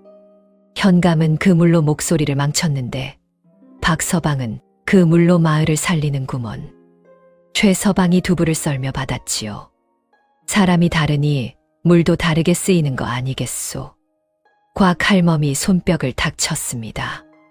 그 말이 맞아. 똑같은 물인데 욕심쟁이 손에 들어가면 독이 되고 착한 사람 손에 들어가면 약이 되는 거지. 두 사람이 마주 보았지요. 그리고 동시에 고개를 끄덕였습니다. 그 무렵 박서방은 샘터에서 내려오는 길이었습니다. 사흘 전부터 다시 차오르기 시작한 샘물을 마을 아픈 사람들에게 나눠주고 돌아오는 길이었지요. 빈 바가지를 들고 고갯길을 내려오는데 연순이가 마중을 나와 있었습니다. 다 드리고 왔어요? 다 드렸소. 연순이가 박서방 팔을 잡았지요. 두 사람이 나란히 걸었습니다. 해가 기울고 있었습니다. 고을 위로 노을이 길게 깔렸지요. 저 멀리 김 노인이 지팡이 없이 마당을 걷고 있었습니다.